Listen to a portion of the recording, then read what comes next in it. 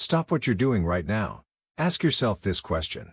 When was the last time you sat quietly and thought deeply about something important, for more than 10 minutes, without reaching for your phone? If you can't remember, you're not alone, and that should terrify you. We're living through the greatest intellectual catastrophe in human history. Most people don't even realize it's happening. While we congratulate ourselves on having more information at our fingertips than any generation before us, we've quietly lost something far more valuable: the ability to think. Here's a disturbing fact that nobody wants to talk about. Despite having access to virtually all human knowledge, this generation is becoming measurably less capable of critical thinking, less capable of deep reflection, and less capable of wise decision-making than our ancestors who couldn't even read. We've traded wisdom for information, contemplation for stimulation, and depth for speed, and we're paying a price that goes far beyond just being distracted. We're becoming intellectually defenseless against manipulation, emotionally fragile in the face of complexity, and spiritually impoverished despite material abundance. The mass idiocracy isn't coming. It's here, and you're swimming in it whether you realize it or not. But here's what the tech companies, the media, and the institutions profiting from your mental weakness don't want you to know. Everything we've lost can be recovered. The ancient Greeks, the Stoics, the great philosophers of the past, they understood something about human consciousness that we've forgotten, and their insights are more relevant now than ever. The very forces that seem unstoppable can be reversed, but only if you understand what's really happening to your mind, and why. Stay with me until the end of this video, because I'm going to show you not just how we got into this mess, but how to climb out of it before it's too late. The path back to wisdom exists, but it requires seeing through the biggest lie of our time, the belief that faster is always better, that more information equals more understanding, and that the latest technology will somehow make us smarter. It won't. In fact, it's doing exactly the opposite, and once you see how, you'll never look at your phone the same way again.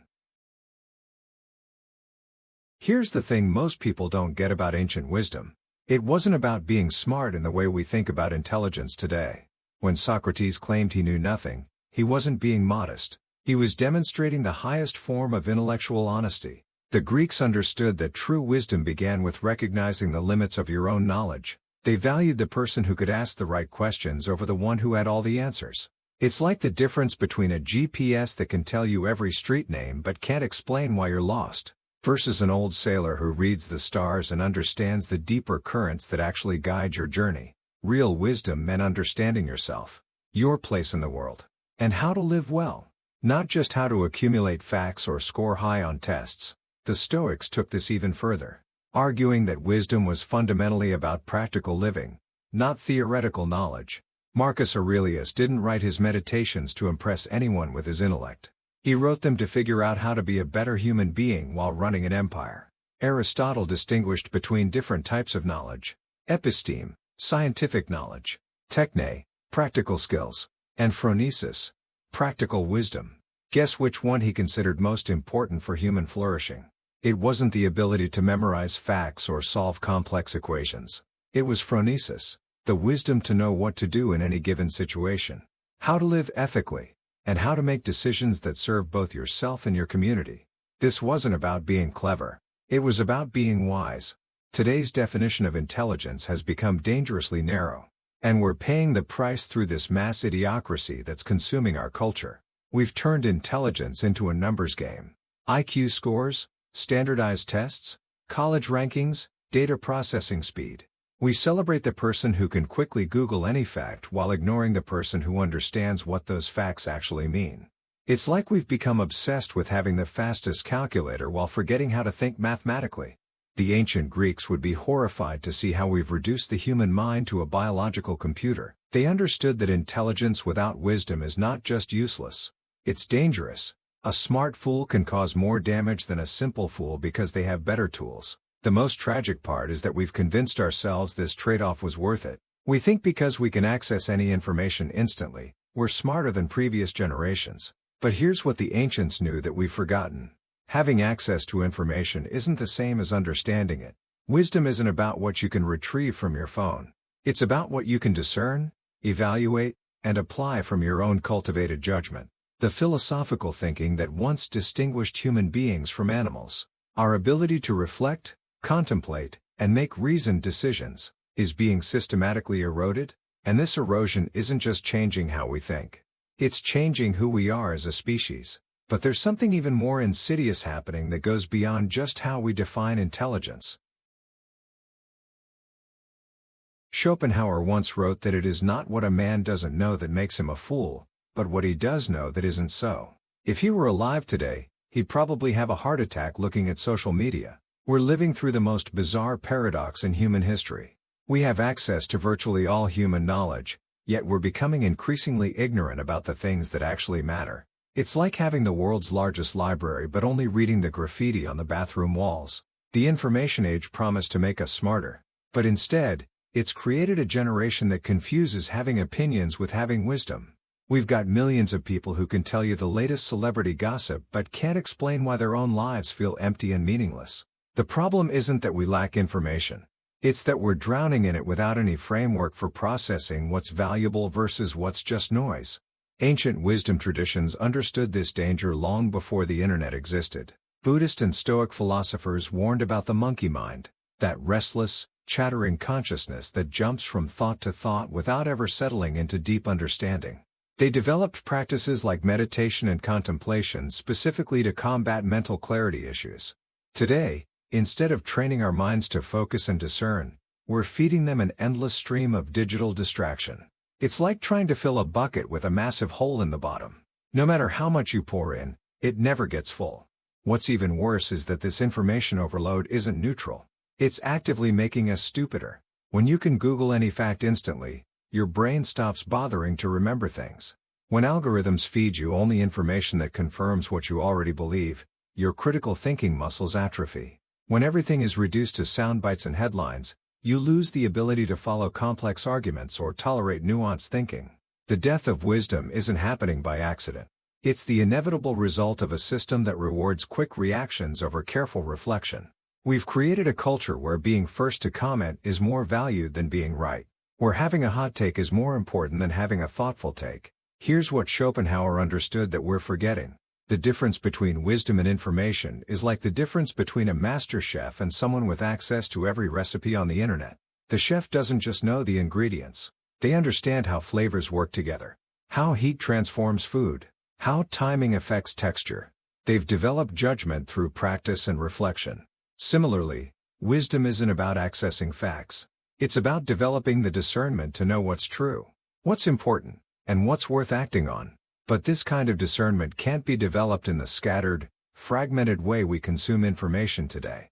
It requires something our culture has almost completely abandoned. Nietzsche understood something crucial about human thinking that we've completely forgotten. The best ideas don't come from frantically searching for them. They emerge from what he called the long, slow work of thought. That deep, contemplative state where your mind can make connections that aren't obvious on the surface. When Nietzsche took his famous long walks in the mountains, he wasn't being lazy or wasting time. He was engaging in the kind of deep thinking that produces genuine insights. Today, we've killed this capacity for contemplation and replaced it with constant stimulation. We can't sit still for 5 minutes without reaching for our phones. We've turned our minds into popcorn makers. Lots of quick pops but nothing substantial or nourishing. The ancient Greeks actually had a word for this contemplative state: theoria. It meant the highest form of human activity. Not doing, but thinking deeply about what's worth doing. Aristotle argued that this contemplative life was superior to the active life because it was uniquely human. Animals can work and play and even use tools, but only humans can step back and reflect on the meaning of their existence. But here's the thing. Contemplation isn't just sitting around daydreaming. It's an active, disciplined practice that requires training your attention span like you'd train a muscle. The great philosophers didn't stumble into their insights accidentally. They cultivated the mental conditions that made insight possible. Modern stupidity isn't really about lacking intelligence. It's about lacking the patience and discipline for contemplation. We've become addicted to the immediate feedback loop of digital devices. Every buzz, ping, and notification triggers a little hit of dopamine, training our brains to crave constant stimulation.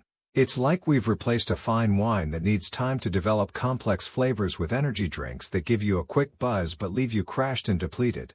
The technology addiction isn't just changing our behavior. It's rewiring our neural pathways to make deep thinking literally more difficult. When your brain is trained to expect a new stimulus every few seconds, asking it to focus on one idea for an hour feels impossible. The tragedy is that we're losing access to the very thing that makes us most human: our capacity for philosophical thinking. When was the last time you sat quietly and just thought about something important without any external input? When did you last follow a single train of thought for more than a few minutes without getting distracted? Most people can't even remember what that feels like anymore. We've become like butterflies. Beautiful maybe, but flitting from flower to flower without ever really landing anywhere. The contemplative mind that produced the greatest insights in human history is being systematically destroyed by forces that most people don't even recognize. And this destruction isn't happening in isolation. It's part of a larger rewiring of human consciousness that goes right down to the biological level. Your brain wasn't designed for the modern world. And the modern world is taking full advantage of that fact.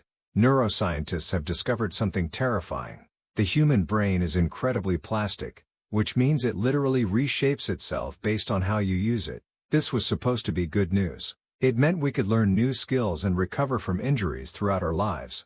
But here's the dark side.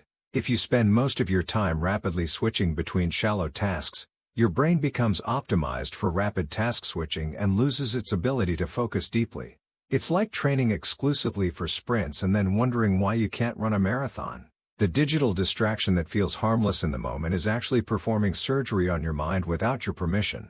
The research on this is absolutely shocking. People who spend significant time multitasking on digital devices show measurable changes in brain structure.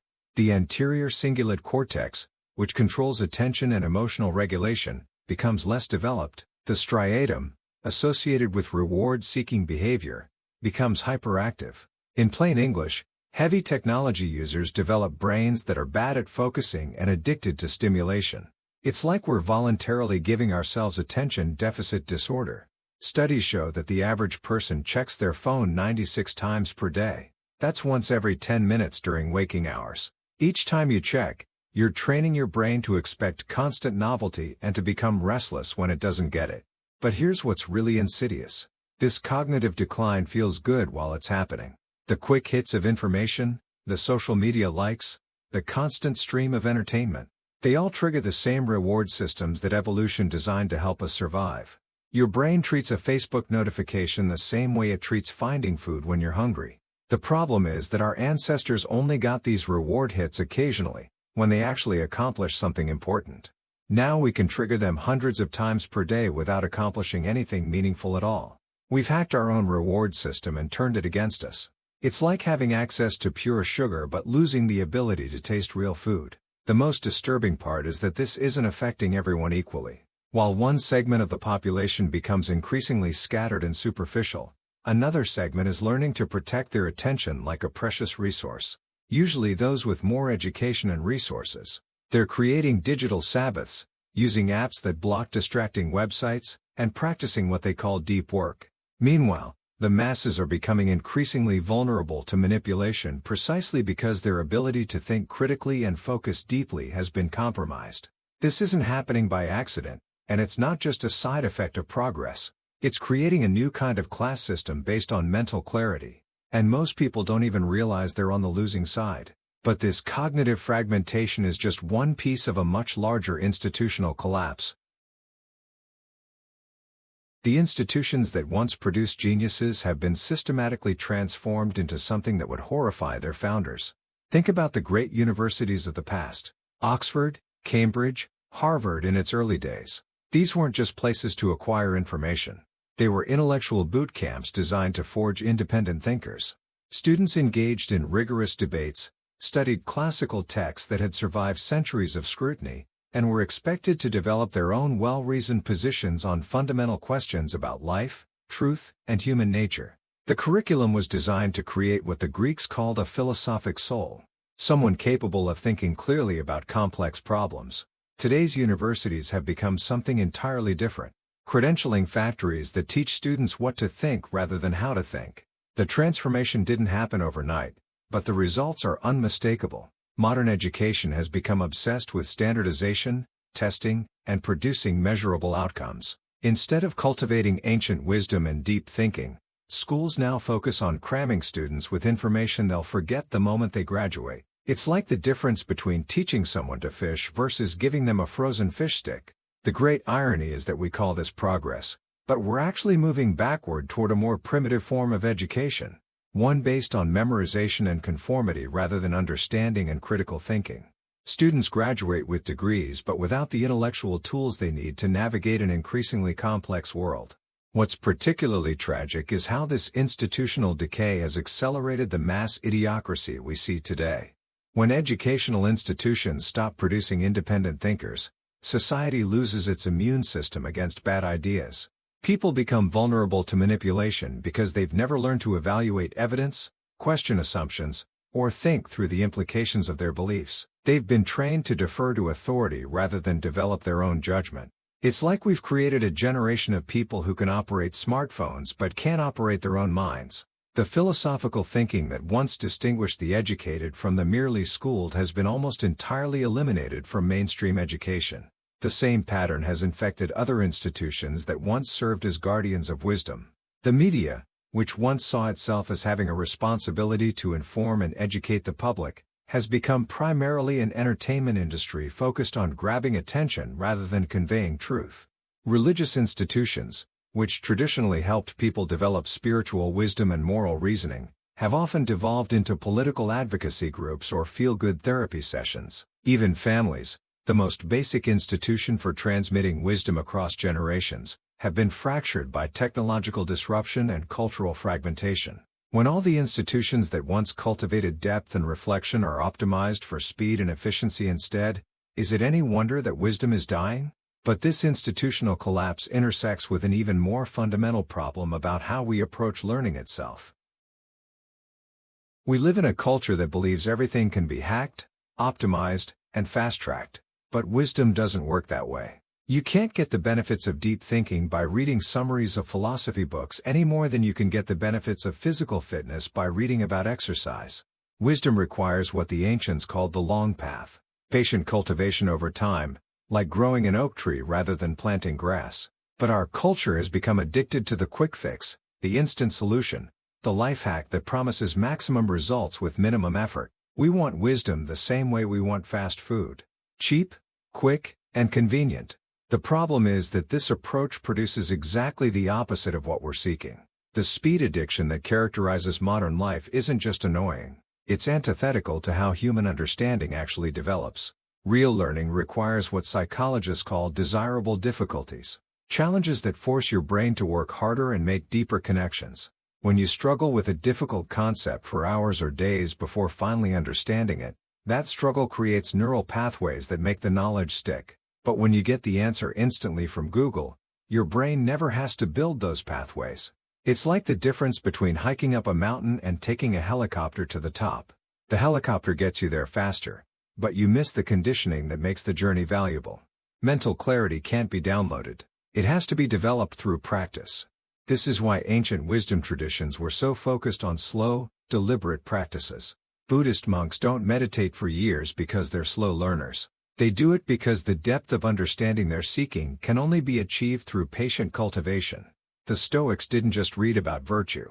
They practiced daily exercises designed to gradually reshape their character over time. Even learning to read in the classical tradition was a slow process that involved memorizing entire texts, analyzing them from multiple angles, and engaging in lengthy discussions about their meaning.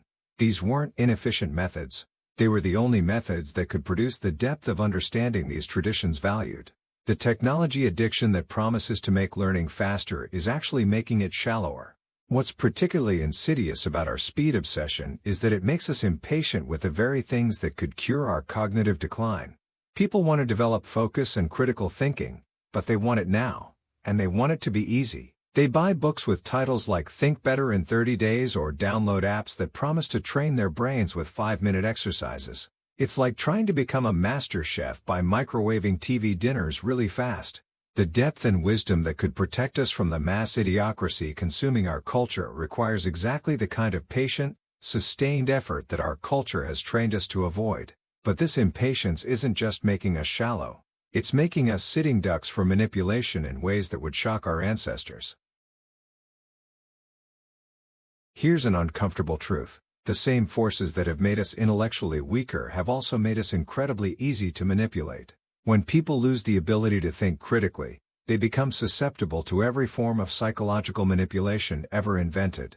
It's like removing the immune system and then wondering why every virus that comes along makes you sick. The death of wisdom isn't just making us stupider. It's making us more vulnerable to those who would exploit our weakness for their own gain.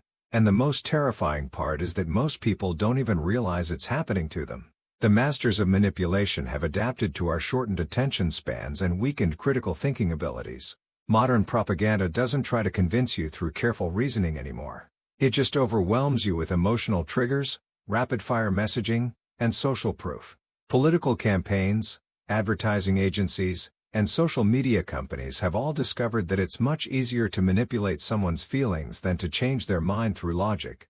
They've learned to exploit the same psychological vulnerabilities that make us addicted to digital distraction. It's like they've figured out the cheat codes to human psychology and they're using them against us every single day.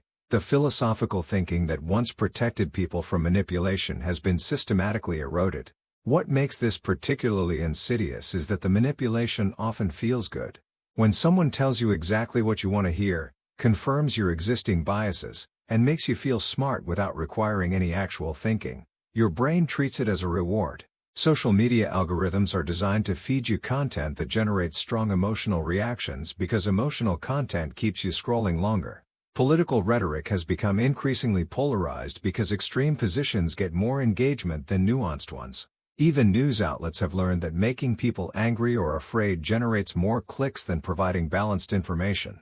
We're being trained to prefer emotional manipulation over rational discourse. And most people don't even notice it's happening. The ancient Greeks warned about this exact problem. They understood that democracy could only survive if citizens were capable of rational deliberation about complex issues. They knew that a population that couldn't think critically would eventually fall victim to demagogues who would promise them everything while delivering nothing. Plato's allegory of the cave wasn't just abstract philosophy. It was a warning about what happens when people lose the ability to distinguish between reality and illusion. Today, we're living in that cave, watching shadows on the wall and calling them truth. The mass idiocracy that surrounds us isn't just the absence of intelligence. It's the presence of systematic manipulation designed to keep us confused, distracted, and compliant. But recognizing this problem is the first step towards something that might save us. The good news is that everything we've lost can be recovered, but it requires understanding that developing wisdom is like building muscle. You have to work against resistance to get stronger. The first step is recognizing that your attention span is probably the most valuable resource you have, and you need to protect it like your life depends on it, because in many ways, it does. Start by creating what I call contemplation zones in your life. Periods where you deliberately disconnect from digital devices and allow your mind to settle into deeper states of reflection. It doesn't have to be hours at first. Even 20 minutes of undistracted thinking can begin to rewire your brain for depth rather than superficiality. Ancient wisdom becomes accessible when you create the mental conditions that make wisdom possible. The practice of rebuilding critical thinking starts with questioning everything, especially the things you want to believe. The Stoics had a daily practice of examining their own thoughts and assumptions, not to become cynical, but to become more discerning. Start paying attention to your emotional reactions to information. When something makes you immediately angry or excited, that's often a sign that your critical thinking has been bypassed. Learn to pause and ask, who benefits if I believe this? What evidence supports this claim? What would someone who disagrees with me say about this? These aren't just intellectual exercises. They're practical tools for navigating a world full of people who want to manipulate your thinking for their own purposes. Mental clarity isn't a luxury in today's world. It's a survival skill. Reading classical texts isn't just intellectual showing off. It's like cross-training for your mind. When you struggle through Plato or Marcus Aurelius or Nietzsche, you're not just learning their ideas. You're developing the cognitive muscles needed to handle complex, nuanced thinking. These authors wrote for people who had longer attention spans and deeper thinking abilities than most of us possess today. Working through their arguments forces your brain to operate at a higher level than it's used to. It's like the difference between doing bicep curls with 5-pound weights versus 50-pound weights. The ancient wisdom contained in these texts isn't outdated. It's timeless precisely because it addresses the permanent features of human nature that technology hasn't changed. The most important thing to understand is that developing wisdom is inherently countercultural in today's world. You're going to have to go against the grain of almost everything around you. While everyone else is optimizing for speed, you'll need to practice patience. While everyone else is consuming information, you'll need to create understanding. While everyone else is reacting emotionally, you'll need to respond thoughtfully. This isn't easy, and it's not popular, but it's the only way to avoid becoming another casualty of the mass idiocracy that's consuming our culture. The philosophical thinking that once elevated human beings above mere animals is still available to anyone willing to do the work to develop it. The question is, are you willing to be different enough to be wise? So here we are, at the crossroads that will define not just your intellectual future, but the future of human consciousness itself. Every piece of ancient wisdom I've shared with you today comes down to one fundamental choice. Will you be part of the solution or part of the mass idiocracy? Will you join the ranks of people who've surrendered their minds to algorithms and instant gratification? Or will you do the hard work of reclaiming your capacity for deep thinking and philosophical reflection? This isn't just about personal development. It's about whether wisdom survives in the world or dies with our generation. Here's what I want you to do right now, before you click away to your next digital distraction. Identify one area where you can start practicing the ancient art of contemplation today. Maybe it's reading one classical text for 30 minutes without checking your phone. Maybe it's taking a walk without music or podcasts and actually thinking about your life. Maybe it's engaging in a real conversation about ideas that matter instead of scrolling through social media. The specific practice doesn't matter as much as the commitment to begin rebuilding your attention span and critical thinking abilities. Remember, every moment you spend developing mental clarity is a moment you're becoming less vulnerable to manipulation and more capable of genuine wisdom. But here's the thing. This battle for human consciousness is just beginning, and you can't fight it alone. The forces trying to turn you into a passive consumer of information are sophisticated, well-funded, and relentless.